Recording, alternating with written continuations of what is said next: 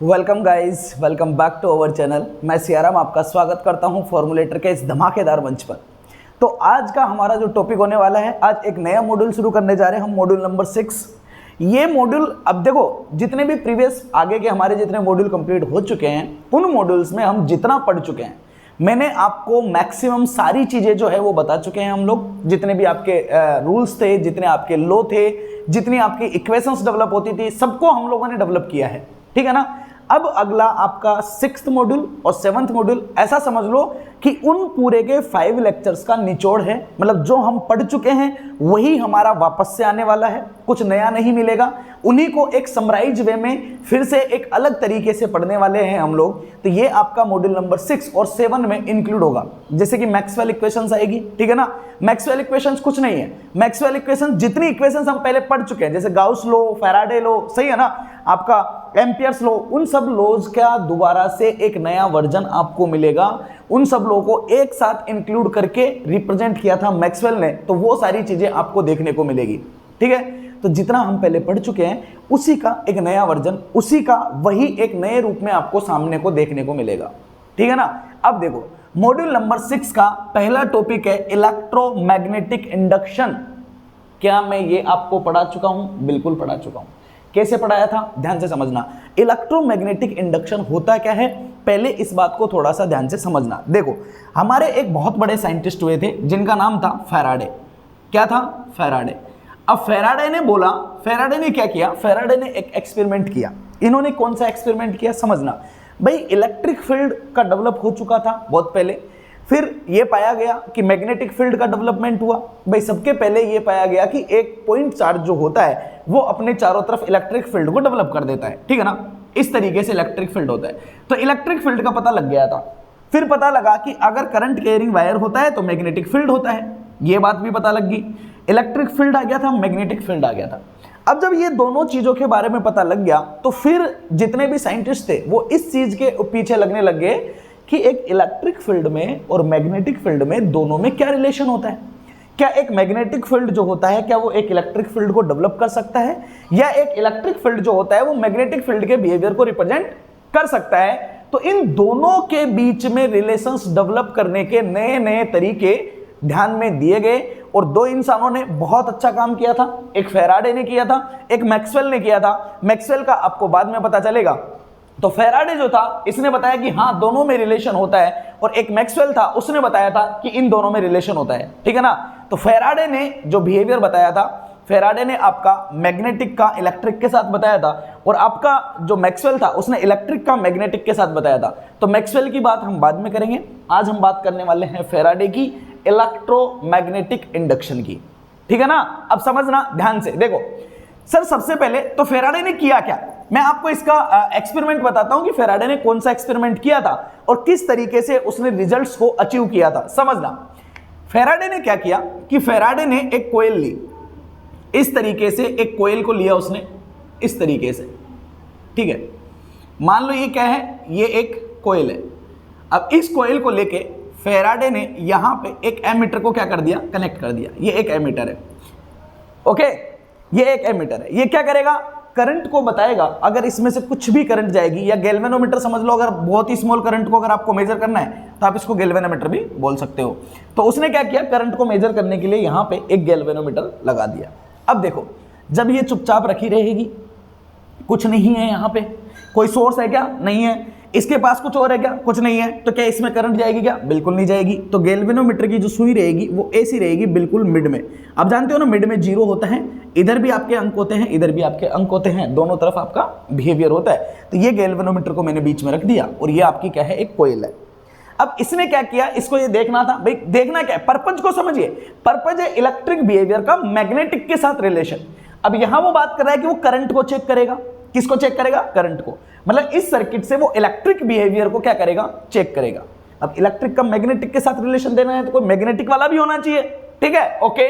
तो उसने क्या किया, एक चुंबक को लिया और एक चुंबक को यहां पे इस तरीके से इसके पास में लाके रख दिया। ये एक चुंबक है, एक सॉलिड चुंबक है अच्छा खासा, ये पूरा का पूरा क्या है, ओके, ये एक चुंबक है। अब चुंबक के मान लो दो सिरे हैं, दो होते हैं सर, दो पोल होते हैं। ये मान लो आपका नॉर्थ पोल है और ये मान लो आपका कौन सा पोल है, साउथ पोल है। ठीक है, ये नॉर्थ है और ये कौन सा है, साउथ है। अब ये चुंबक यहाँ चुपचाप तरीके से रखी हुई है। अब अगर ये चुंबक यहाँ पे चुपचाप रखी हुई होगी तो इसका मैग्नेटिक फील्ड होगा, इधर से निकलेगा और इधर से होते हुए इधर जाएगा, इधर से निकलेगा, इधर से होते हुए इधर जाएगा। होगा या नहीं होगा? बिल्कुल होगा सर। आसपास ही नहीं होगा, दूर दूर तक होगा। बिल्कुल, अगर ये मैग्नेटिक फील्ड, आप जानते हो ना कि अगर मैग्नेट जितना ज्यादा स्ट्रॉन्ग होता है तो मिड वाली लाइन जो होती है वो उतने ही आगे तक जाती है। ये इधर से घूम के आ रही होगी, ये इधर से घूम के आ रही होगी, ये और आगे जा रही होगी, ये और आगे जा रही होगी। मतलब इसका मैग्नेटिक फील्ड इस कोयल से क्या हो रहा होगा, अटैच हो रहा होगा, या इसके मैग्नेटिक फील्ड में ये कोयल आ रही होगी। सही है, तो उसने यहां पे इसको चुपचाप रख दिया। अब चुपचाप रख के उसने देखा, अब उसने देखा तो उसे पता चला कि इसके अंदर कोई भी करंट नहीं आ रही है। भाई मैग्नेटिक फील्ड इससे अटैच तो होगा क्योंकि इसके पास में ही रखी हुई है, तो मैग्नेटिक फील्ड लाइंस जो होगी वो इस कोयल से होते हुए गुजरेगी, बिल्कुल गुजरेगी। लेकिन प्रॉब्लम ये हुआ कि मैग्नेटिक फील्ड के अटैच होने के बावजूद इसमें कोई डिफ्लेक्शन नहीं आया, गैल्वेनोमीटर में कोई भी डिफ्लेक्शन नहीं आया। तो उसने क्या किया, उसने क्या किया कि ये जो चुंबक थी, इस चुंबक को उसने आगे खिसकाया और आगे खिसका के, मान लो उस चुंबक को, ठीक है ना, आगे खिसकाया और आगे खिसका के उसने यहां से इसको आगे खिसकाया थोड़ा सा और आगे खिसका के वो उसको यहां से मान लो यहां ले आया, पास में ले आया। ठीक है, मान लो ये एन है, ये एस है। तो जब दूर था तो यहां पे मैग्नेटिक फील्ड लाइंस ऐसे आ रही थी, जब पास आएगा तो यहां से जो लाइन पहले पास नहीं हो रही थी वो लाइन भी इसमें से पास होना शुरू हो जाएगी। होगी या नहीं होगी? भाई आप जानते हो ना कि मैग्नेटिक फील्ड हो या इलेक्ट्रिक फील्ड हो, सोर्स से जितना दूर जाओगे उसका इफेक्ट उतना कम रहेगा और सोर्स के जितना पास रहोगे उसका इफेक्ट उतना ही ज्यादा रहेगा। मतलब अगर मैं इस चुंबक की बात करूं तो इस चुंबक के नॉर्थ पोल के पास में या साउथ पोल के पास में मैग्नेटिक फील्ड बहुत जबरदस्त होगा। इससे जितना दूर जाओगे मैग्नेटिक फील्ड की इंटेंसिटी उतनी ही कम होती जाएगी, मैग्नेटिक फील्ड लाइंस दूर दूर होती हुई जाएगी। यही होता है ना? बिल्कुल यही होता है। अब जब पहले चुंबक यहां थी तो मैग्नेटिक फील्ड कम अटैच हो रहा था, जैसे जैसे मैं इसे पास लाना शुरू करूंगा, समझिए, जब मैग्नेटिक फील्ड लाइंस मेरी, जब चुंबक मेरी यहां थी तो इससे बहुत कम लाइनें आपकी अटैच हो रही थी।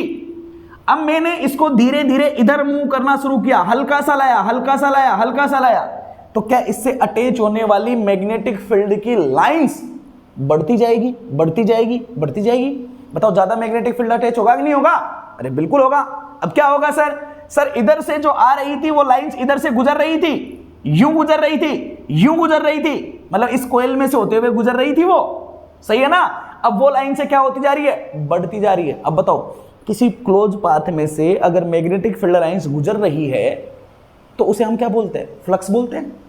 अरे भाई क्या बोलते हैं? फ्लक्स बोलते हैं कि एक पर्टिकुलर एरिया में से होते हुए, भाई इस कोयल जो होगी वो कोयल ऐसे होगी गोल गोल छल्ले की तरह, अब इसमें से होती हुई मैग्नेटिक फील्ड की लाइंस क्या हो रही है? पास हो रही है, तो इसको हम क्या बोलेंगे? फ्लक्स बोलेंगे। कि कितनी मैग्नेटिक फील्ड की लाइंस क्या हो रही है? वहां से पास हो रही है। जानते हो कि नहीं जानते हो? है ना? φ=BA के बराबर होता है। फ्लक्स के बारे में अच्छे से जानते हैं कि नहीं जानते हैं? बिल्कुल जानते हैं। क्या होगा कि सर इसका कितना मैग्नेटिक फील्ड है और इसका कितना क्रॉस सेक्शनल एरिया है, दोनों के ऊपर डिपेंड करेगा मेरा कौन? फ्लक्स डिपेंड करेगा φ=B×A। अब कंडीशन क्या बन रही है सोचिए। पहली कंडीशन नंबर 1, केस नंबर 1, जब आपका मैग्नेट जो है वो कैसा है? स्टेशनरी है। कैसा है? स्टेशनरी है, मतलब एक पर्टिकुलर जगह पे फिक्स रखा हुआ है, तो एक फिक्स नंबर ऑफ फ्लक्स इसमें से पास हो रहा है। क्या वो फ्लक्स की वैल्यू चेंज हो रही है? क्या नहीं हो रही है? तो मतलब आपका फाई जो है वो कितना है? कांस्टेंट है। कैसा है? कांस्टेंट है। समझ रहे हो? जब यहां पे चुपचाप रखा था। केस नंबर 2, जब मैं इसको इसके पास में ला रहा हूं, सेकेंड नंबर, केस नंबर 2, ठीक है ना? जब आपका मैग्नेटिक फील्ड इधर क्या कर रहा है? मूव कर रहा है, तो जब मैग्नेट मूव टुवर्ड्स दी कोयल, जब वो कोयल की तरफ मूव करेगा तो क्या होगा? सर फ्लक्स जो होगा ना वो चेंज होगा। बताओ चेंज होगा या नहीं होगा? बताओ। अटैच होने वाला फ्लक्स इससे बढ़ेगा कि नहीं बढ़ेगा? बढ़ेगा सर। जितना पास में आएगा ज्यादा फ्लक्स इसमें से गुजरना शुरू कर देगा। अब हुआ कमाल। क्या कमाल हुआ? फेराडे ने देखा कि जैसे ही उसने इसको मूव कराया ना इधर, यहां पे इस निडल में डिफ्लेक्शन आना शुरू हो गया। ओके, तो उसने बोला कि भाई ऐसा क्यों हुआ, भाई इसके पास आने से इसमें डिफ्लेक्शन क्यों आया? तो भाई डिफ्लेक्शन तो एक ही वजह से आ सकता है, क्योंकि ये तो गैल्वेनोमीटर है, ये तो करंट को देखेगा, तो मतलब इसमें करंट का फ्लो हुआ है। ये उसने मान लिया कि इसमें क्या हुआ है, करंट का फ्लो हुआ है।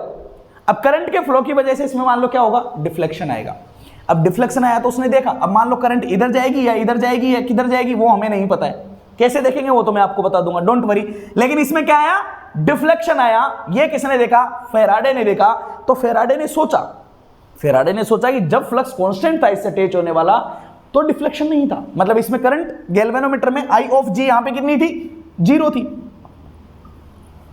लेकिन जैसे ही ये पास में आने लगा, फ्लक्स चेंज हुआ, तो गैल्वेनोमीटर की करंट 0 नहीं है।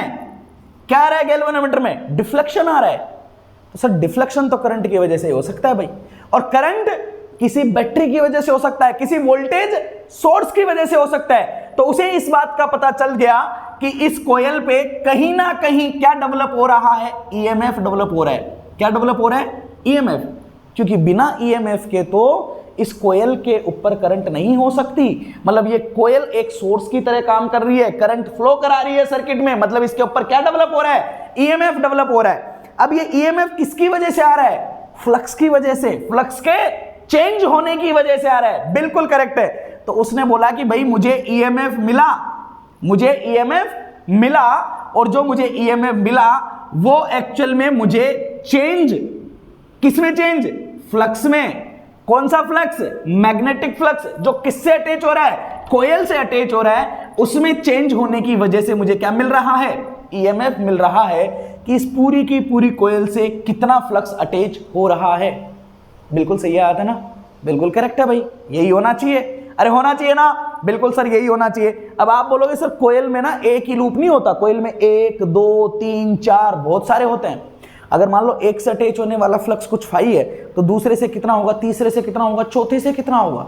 सही बात है। तो ये जो फ्लक्स है ये कौन सा फ्लक्स है, ये फाई ऑफ एम, कोयल से अटैच होने वाला टोटल फ्लक्स लिखा है मैंने। क्या लिखा है मैंने, फाई ऑफ एम। ओके, ये लिखा है मैंने total flux, okay, that passes through the coil. ये वो वाला फ्लक्स है जो आपके कोयल से क्या हो रहा है, पास हो रहा है, वो वाला क्या है, ये ईएमएफ है। तो अगर मान लो यहां पे मैंने टोटल फ्लक्स लिखा है, ध्यान रखना, अगर पर टर्न का फ्लक्स लिखता तो टोटल फ्लक्स को एन फाई लिख देते हो आप। सही बात है, क्या लिख देते हो, एन फाई लिख सकते हो, या आप ऐसे बोल सकते हो कि यहां पे फाई ऑफ एम को मैं लिख देता हूं एन फाई लिख देता हूं, चलेगा। यहां पे ये फाई है, ये पर टर्न फ्लक्स बोल देता हूं मैं, क्या बोल देता हूं, पर टर्न फ्लक्स। अब चलेगा, ठीक है, आपको आपका वाला फॉर्मूला मिल जाएगा। तो इसको देखोगे तो ईएमएफ इंड्यूस हुआ, बिल्कुल हुआ, और वो एन फाई के बराबर रखोगे तो ये हो गया आपका N D phi by D T.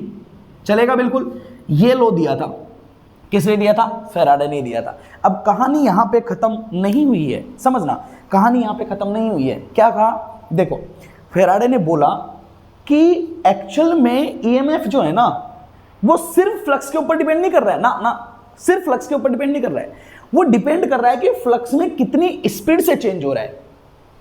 Flux में चेंज, ये इंपॉर्टेंट है, फ्लक्स में चेंज की वजह से। अब समझो, फ्लक्स में हुआ चेंज, यहां से मैं इसको थोड़ा सा हटा देता हूं, ये इतना ये रख लेते हैं, इसको थोड़ा सा हटा देता हूं मैं, ठीक है ना। ओके, देखो, मतलब सर एक्चुअल में क्या हुआ बेटा, एक्चुअल में ये लिख लिया करो आप, नोट्स बनाना पूरा, ठीक है ना। अब देखो, मतलब एक्चुअल में फ्लक्स में चेंज हुआ है, ओके, फ्लक्स मतलब मैग्नेटिक फील्ड, मतलब किस में चेंज हुआ है, मैग्नेटिक फील्ड में चेंज हुआ है, ठीक है ना। ओके, तो सर मैग्नेटिक फील्ड में चेंज होने की वजह से ईएमएफ आया, और ईएमएफ की वजह से करंट आ गई, मतलब ईएमएफ का डेवलपमेंट हुआ। अब ईएमएफ तो होता है वोल्टेज, और वोल्टेज का रिलेशन किससे होता है बेटा, इलेक्ट्रिक फील्ड से। किससे होता है, इलेक्ट्रिक फील्ड से। बताओ होता है कि नहीं होता है, बिल्कुल होता है। मतलब ये तो कहानी कुछ ऐसी हो गई कि अगर मैग्नेटिक फील्ड चेंजेबल हुआ, अगर मैग्नेटिक फील्ड में चेंज हुआ तो उसके पास कैपेबिलिटी है कि वो क्या डेवलप कर सकता है, एक इलेक्ट्रिक फील्ड डेवलप कर सकता है। ये बहुत बड़ी बात थी उस टाइम के लिए जो फेराडे ने डेवलप करके दी थी। फेराडे ने ये बोला था कि एक मैग्नेटिक फील्ड से इलेक्ट्रिक फील्ड को डेवलप किया जा सकता है। ये बहुत बड़ी लाइन थी, क्लियर है। तो क्या बोला फेराडे ने कि ए time changing magnetic field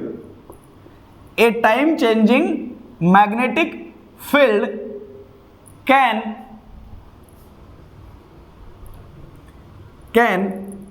produce electric field. Clear है नहीं है? एक टाइम चेंजिंग मैग्नेटिक फील्ड होगा, वो इलेक्ट्रिक फील्ड को प्रोड्यूस कर सकता है। मतलब टाइम चेंजिंग मैग्नेटिक फील्ड की वजह से क्या आ सकता है, इलेक्ट्रिक फील्ड आ सकता है। और मैक्सवेल ने इसका उल्टा प्रूफ किया था। मैक्सवेल ने प्रूफ किया था कि एक आपका टाइम चेंजिंग इलेक्ट्रिक फील्ड की वजह से कौन आ सकता है, मैग्नेटिक फील्ड आ सकता है। दोनों ने कमाल किया था, दोनों ने धमाका कर दिया था। आगे की क्लासेस में मैं आपको दूसरा वाला रिलेशन भी बताऊंगा, सही है ना, क्योंकि टिट फॉर टैट होता है कि तू जैसा करेगा मैं वैसा ही करूंगा। सही बात है। मैग्नेटिक फील्ड ने इलेक्ट्रिक को डेवलप कर दिया तो इलेक्ट्रिक ने क्या बोला कि मैं भी मैग्नेटिक फील्ड को डेवलप क्या कर सकता हूं, डेवलप कर सकता हूं। सही बात है ना। तो दोनों की कहानी कुछ एक जैसी ही थी। तो ये कहानी आई है यहां से, मतलब क्या हुआ सर, फ्लक्स में चेंज होगा तो ईएमएफ का डेवलपमेंट पक्का है, 100% है। अब मैंने ये नहीं बोला कि फ्लक्स बढ़ना चाहिए या घटना चाहिए ना, मैं बोल रहा हूं फ्लक्स में चेंज होना चाहिए। सही है। अब बताओ, पहले कॉइल यहां थी, जब इधर गई तो क्या हुआ, ईएमएफ का प्रोडक्शन हुआ। अब मान लो आप इसको यहां से खींच के ले जाके आपने यहां ले जाके वापस से रख दिया, रख दोगे तो अटैच होने वाला फ्लक्स फिर से क्या हो जाएगा, कांस्टेंट हो जाएगा। और जैसे ही फ्लक्स कांस्टेंट होगा वापस से ईएमएफ कितना बन जाएगा बेटा, 0 बन जाएगा। सर कितना बन जाएगा, 0 बन जाएगा। आप ऐसा समझ लो, ये आपके मैग्नेटिक फील्ड की है पोजीशन नंबर 1, ठीक है ना। ये है आपकी पोजीशन नंबर 2। जब ये नॉर्थ सोर्स यहां आ जाएगा और इधर लिख देता हूं मैं पोजीशन नंबर 3। अब तीनों को समझिए। जब ये पोजीशन नंबर 1 पे होगा तो आपकी कंडीशन होगी ये वाली। जब ये मूव करेगा पोजीशन नंबर 1 से जब ये 2 की तरफ जाएगा, मतलब केस नंबर 2, ये जा रहा है कहां से, 1 से 2 की तरफ, इधर से इधर, तो फ्लक्स में चेंज होगा, ईएमएफ डेवलप होगा। परफेक्ट है, बिल्कुल परफेक्ट है। और आगे चलते हैं, सुनो। अब क्या होगा, इसको मैं हटा दूं थोड़ा सा, ठीक है। जब मैं इसको यहां से लाके, जब मैं यहां पे 1 से 2 की तरफ गया तो ये वाला केस था। अब मैं यहां से यहां लाया तो क्या हुआ, अब मैं यहां लाके इसको रख देता हूं। मान लो मैं यहां लाके रुक गया तो मैं पोजीशन 2 पे क्या हो गया, वापस से रुक गया तो मेरा मैग्नेटिक फील्ड क्या हो गया, स्टेशनरी हो गया। जैसे ही ये स्टेशनरी हुआ वापस से मेरा फ्लक्स हो गया कांस्टेंट और करंट कितनी हो गई, 0 हो गई। मतलब फेराडे लॉ के लिए ये जरूरी है। ऐसा नहीं है कि एक बार मैंने फ्लक्स को चेंज कर दिया तो ईएमएफ हमेशा रहेगा, नहीं। अगर ईएमएफ को रखना है तो फ्लक्स का कंटिन्यूसली चेंज होना कंपलसरी है। बिल्कुल क्लियर है ना, सही है, ओके। तो क्या बोल सकता हूं, for a permanent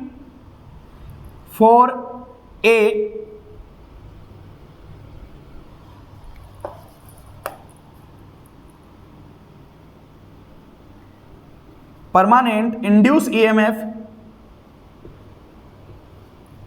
EMF flux must be change continuously. Clear है। फ्लक्स कंटिन्यूसली क्या होता रहना चाहिए, चेंज होता रहना चाहिए। अगर फ्लक्स हो गया कांस्टेंट तो ईएमएफ वापस से कितना हो जाना है, 0 हो जाना है, according to the Faraday law. अब एक बात को समझना बेटा, जब मैं इधर से इधर गया तो मेरा फ्लक्स में क्या हो रहा था, इंक्रीमेंट हो रहा था। कोई कंफ्यूजन नहीं है ना इस चीज में भाई। यहां से कम अटैच हो रहा था, जैसे जैसे नजदीक जाओगे इससे पास होने वाली लाइंस बढ़ती जाएगी, बढ़ती जाएगी, बढ़ती जाएगी। मतलब फ्लक्स बढ़ रहा है, 0 1 2 3 4 5 बढ़ रहा है फ्लक्स, सही है। तो जब फ्लक्स बढ़ेगा तो जब कोई क्वांटिटी होती है, मान लो ये आपका एक साइनोसॉइडल कर्व है, समझना। जब आप यहां से लेके यहां तक गए क्या हो रहा है, इसकी वैल्यू में इंक्रीमेंट हो रहा है, ठीक है ना। साइन का कर्व दिख रहा है। अगर आप इसको डिफरेंशिएट करोगे तो आपको किसका कर्व मिलेगा, कोस का कर्व मिलेगा। बिल्कुल क्लियर है ना, सही है।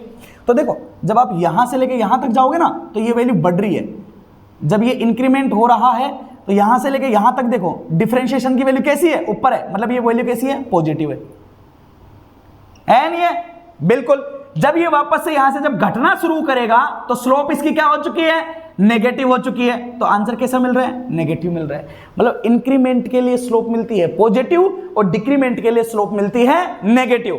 मतलब अगर यहां पे इंक्रीमेंट हो रहा होगा और मान लो इसके लिए आप ईएमएफ को क्या बोलो, मान लो पॉजिटिव पोलैरिटी का बोल दिया, तो जब ये इधर से इधर जाएगा, जब ये मूव करेगा कहां से, इस 2 से 1 की तरफ और 1 से 3 की तरफ, तो वैल्यू क्या होती जाएगी, रिड्यूस होती जाएगी, रिड्यूस होती जाएगी, रिड्यूस होती जाएगी। परफेक्ट है कि नहीं है बेटा, बिल्कुल क्लियर है। तो सर यहां पे ईएमएफ कैसा हो जाएगा, नेगेटिव हो जाएगा। अब आप बोलोगे सर ईएमएफ का नेगेटिव और पॉजिटिव होने का क्या मतलब है। बेटा ईएमएफ का नेगेटिव और पॉजिटिव होने का कोई मतलब नहीं है। मतलब सिर्फ इतना है कि जब ये बढ़ेगा तो मान लो करंट अगर पॉजिटिव थी, तो जब ये घटेगा तो ये नेगेटिव हो जाएगी। नेगेटिव क्यों हो जाएगी, क्योंकि सर ये डिफरेंशिएशन की बात कर रहा है, डी बाई डी टी की बात कर रहा है कि नहीं कर रहा है। तो मतलब ये हो गया, मान लो इन केस, मैं नॉर्मल बता रहा हूं, इन केस अगर ये इधर गया था, तो मान लो अगर ये डिफ्लेक्शन इधर हुआ था 1 से 2 की तरफ, तो जब ये 2 से 1 की तरफ जाएगा तो डिफ्लेक्शन अपोजिट डायरेक्शन में होगा। मतलब करंट की डायरेक्शन क्या हो जानी है, चेंज हो जाएगी according to the Faraday law. इतना तो फेराडे ने ही बोल दिया था, सही है। फेराडे ने ये नहीं देखा था करंट यूं जा रही है या यूं जा रही है तो पोलैरिटी कैसे आएगी कैसे नहीं आएगी, ना। उसने सिर्फ ये बोला था कि जब मैं इसको पास में लाया तो मान लो कि इसमें डिफ्लेक्शन अगर इधर हुआ, तो जब मैं दूर लो गया तो डिफ्लेक्शन अपोजिट डायरेक्शन में होता है। मतलब फ्लक्स की वैल्यू अगर बढ़ेगी तो करंट अलग डायरेक्शन में फ्लो होगी, और फ्लक्स की वैल्यू ने अगर घटना शुरू कर दिया तो करंट की डायरेक्शन चेंज हो जाती है। ओके, तो मतलब इससे तो रिलेशन बन गया। क्या रिलेशन बन गया कि भाई अगर फ्लक्स की वैल्यू बढ़ रही है तो मतलब डी बाई डी टी क्या होगा, पॉजिटिव होगा। देखो ठीक है ना। ओके, तो the direction of flowing current, Faraday ने और क्या बात बोली, नहीं सुनो, कि the direction of flowing current through the coil, okay, is decided by the flux. किसके द्वारा डिसाइड किया जाता है, फ्लक्स के द्वारा डिसाइड किया जाता है। अगर बढ़ रहा होगा तो एक डायरेक्शन में और तुरंत घटाना शुरू कर दिया तो डायरेक्शन करंट की क्या हो जानी है, चेंज हो जानी है। ऐसा किसने कहा, ऐसा कहा हमारे फेराडे भाई साहब ने। किसने कहा, फेराडे भाई साहब ने कहा। क्लियर है या नहीं है, बिल्कुल सही है ना। अब फेराडे ने और भी एक जबरदस्त काम कर दिया। क्या किया, सोचो भाई। इसको मैं हटा दूं पूरे को, ठीक है, ये लाइंस को। ओके, थोड़ा सा यहाँ पे एक बार स्पेस और बना लेते हैं। चलो कोई बात नहीं, यहीं पे देख लो, ठीक है। इसको हटा देता हूँ, इधर वाले को चलेगा, इसको हटा देता हूँ। थोड़ा सा ध्यान से समझना एक बार। देखो बेटा, मैंने आपको जब मैं क्लासेस ले रहा था, जब मैंने एक बार पहले भी आप लोगों से इंड्यूस और प्रोड्यूस, दो वर्ड के बीच में मैंने आप लोगों को क्लासिफिकेशन किया था, ठीक है ना। समझना दोबारा और फिर से ध्यान से देखना। दो वर्ड होते हैं एक्चुअली हमारे पास में। एक वर्ड होता है प्रोड्यूस करना, ओके, और एक वर्ड होता है हमारे पास में इंड्यूस। दोनों में हल्का सा डिफरेंस है। क्या डिफरेंस है, देखो मैं यहां बार बार में बोल रहा हूं, इलेक्ट्रोमैग्नेटिक इंडक्शन बोला है मैंने, इंड्यूस वर्ड बोला है मैंने यहां पे। क्या बोला है मैंने, इंड्यूस। इंड्यूस होने का मतलब होता है कि जब कोई इंसान खुद में चेंज होना नहीं चाहता है, लेकिन किसी दूसरे की वजह से, किसी दूसरे के फोर्स की वजह से अगर हमारी लाइफ में कुछ चेंज आता है तो उसको हम बोलते हैं इंड्यूस होना। अब हमेशा एक चीज का ध्यान रखना, कोई भी इंसान अपनी लाइफ में खुद की वजह से अगर कोई प्रॉब्लम आई है तो उसको हैंडल करेगा, किसी को शिकायत नहीं करेगा। लेकिन किसी दूसरे की वजह से अगर कोई अलग इंसान आके आपकी लाइफ में कुछ चेंज करना चाहे, सही है भाई, दोपहर के 12 बज रहे थे, 2 बज रहे थे, कोई दूसरा इंसान आया और आके बोल रहा है आपसे, घर पे आके बोल रहा है कि मार्केट जाओ और मेरे लिए जूस पैक करवा के लेके आओ, तुम्हें नहीं पीना, सिर्फ मुझे पीना है। आप क्या बोलोगे, नौकर लग रहा हूं तेरे बाप का? बोलते हो ना भाई। अगर दोस्त है तो कोई बात नहीं, बड़ा होगा तो विद रेस्पेक्ट आप जाओगे लाओगे, है भाई। पापा ने बोला है तो पापा को तो मना नहीं करोगे ना, है। वहां तो एक आ जाता है रेस्पेक्ट वाला फीलिंग, सही है ना, कि बाप तो बाप होता है। क्लियर है ना। तो क्या होगा कि सर अगर दोस्त ने बोला तो मैं बोलूंगा ना भाई तेरे बाप का नौकर नहीं लग रहा, ना जाऊंगा मैं, है इतनी धूप में बाहर, नाजुक परी हूं मैं तो, सही है ना, बाहर जाऊंगा, चक्कर वक्कर आ गए, कुछ प्रॉब्लम हो गया है, धूप बहुत तेज है, क्या बोलोगे आप, नहीं जाऊंगा। तो फिर क्या होना है, मतलब क्यों किया आपने? अगर आपका खुद का मन होता जूस पीने के लिए, आप जा भी सकते थे, पी भी सकते थे। अगर वो ये बोलता कि यार आप तेरे लिए भी ले आना, तू भी पी लेना, तो हो सकता है आप चले जाते, लेकिन नहीं, दूसरा बोल रहा है नहीं जाऊंगा क्योंकि हमारे अंदर क्या है, एटीट्यूड भरा पड़ा है, सेंसा है ना हम तो, सही है, अपनी मर्जी के मालिक है। तो सेम बिहेवियर यहां है बेटा कि जब इंसान खुद की वजह से कोई काम करता है तो उसको बोलते हैं प्रोड्यूस, उसमें कोई अपोजिशन नहीं होता।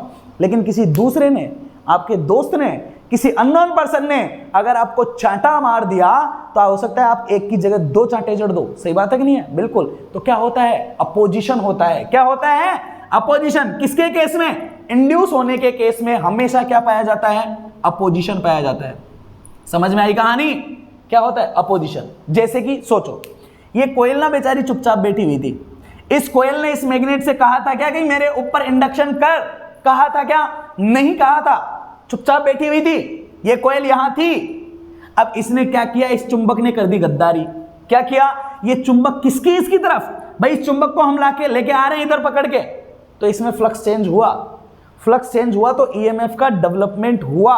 क्या ये कोयल ईएमएफ डेवलप करना चाह रही थी, क्या नहीं चाह रही थी, इसकी वजह से हो रहा है।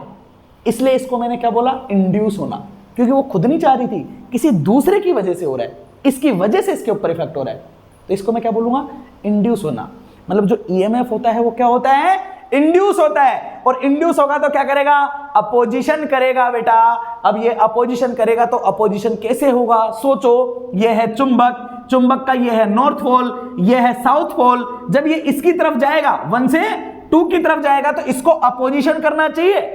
अब अपोजिशन तो तब होता है जब मान लो ये एक चुंबक है, अब इस चुंबक के पास में मैंने एक और चुंबक रख दी, मान लो ये इसका नॉर्थ है, ये इसका साउथ है, तो इसका यहां पे कौन सा पोर्शन होना चाहिए कि इससे अपोजिशन होना चाहिए, sir opposites are attract and same pole जो होते हैं वो एक दूसरे को रिपल करते हैं। अगर इन दोनों में रिपल होना चाहिए तो ये साउथ बनना चाहिए, नॉर्थ बनना चाहिए, जब भी जाके तो अपोजिशन होगा। सही बात है कि नहीं है, बिल्कुल।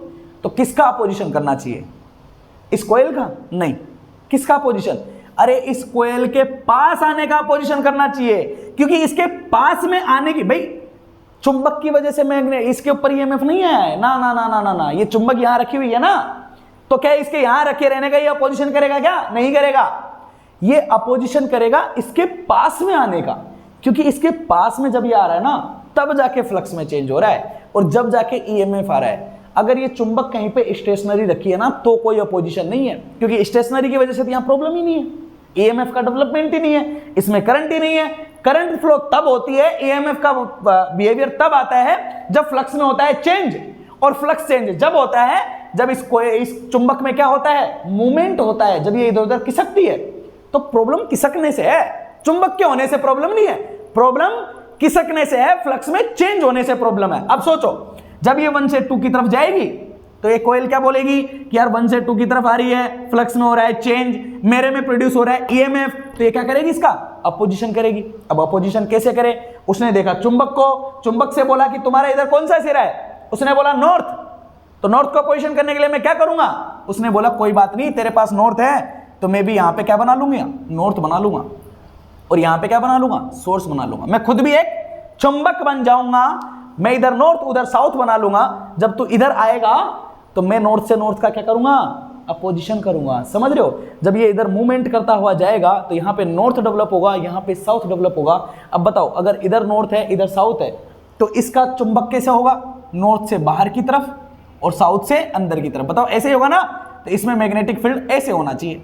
तो बताओ करंट कैसे जानी चाहिए, अगर यू जाएगी तो मैग्नेटिक फील्ड, आप जानते हो ना कोयल में मैग्नेटिक फील्ड कैसे देखते हैं, करंट की डायरेक्शन में फिंगर को घुमाओ तो थंब आपका मैग्नेटिक फील्ड वो दिखाता है। अब मैग्नेटिक फील्ड होना चाहिए इधर, क्या करूंगा सर, करंट ऐसे होनी चाहिए, जब जाके आपका फ्लक्स ऐसे होगा, मैग्नेटिक फील्ड, और जब जाके इसका क्या होगा, अपोजिशन होगा। तो कैसे होनी चाहिए, इस तरीके से, इधर से यूं, यही होना चाहिए, मतलब इधर से करंट एंटर करनी चाहिए और इधर से करंट लीव करनी चाहिए। ये कब होगा, ये जब होगा जब आपका 1 to 2 की तरफ क्या हो रहा है, मूवमेंट हो रहा है, इधर से इधर की तरफ, जब एक कोयल के पास में आ रही है।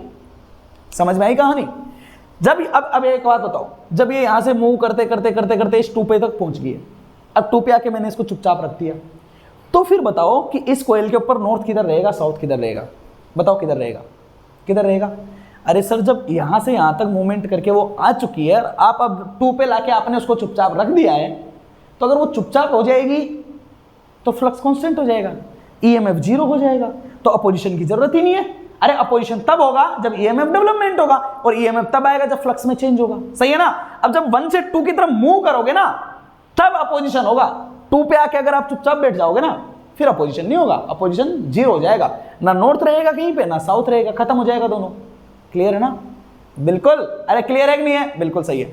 अब मान लो आप कहां पे आ चुके हो भाई, 1 से 2 पे आ चुके हो, है ना, और 2 पे लाके आप चुपचाप अब आप यहां पे आके बैठ चुके हो।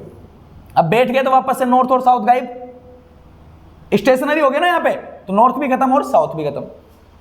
पहले जब आए थे तो करंट यूं जारी थे, अब आपने क्या किया, अब आप चुपचाप बैठे थे, खत्म। अब आप यहां से वापस से दूर जा रहे हो, आप जा रहे हो 2 से 1 की तरफ, वापस से मूव किया 2 से 1 की तरफ। अब क्या कर रहे हो, आप दूर जा रहे हो, दूर जा रहे हो तो फ्लक्स में क्या होगा, रिडक्शन होगा, बिल्कुल होगा। लेकिन रिडक्शन हो या इंक्रीमेंट हो, फ्लक्स तो चेंज होगा, बिल्कुल। जैसे ही फ्लक्स चेंज होगा अगेन यहाँ पे क्या डेवलपमेंट हो जाएगा सर, ईएमएफ आ जाएगा। और ईएमएफ कैसा आएगा कि इसके दूर जाने का क्या करेगा, अपोजिशन करेगा, क्योंकि क्या हो रहा है, इंड्यूस हो रहा है। तो इसका ये वाला पोर्ट था नॉर्थ, ये था साउथ। जब ये दूर जाएगा फ्लक्स में चेंज होगा, ईएमएफ आएगा, तो ये इसका अपोजिशन करेगा, तो इसके दूर जाने को रोकेगा।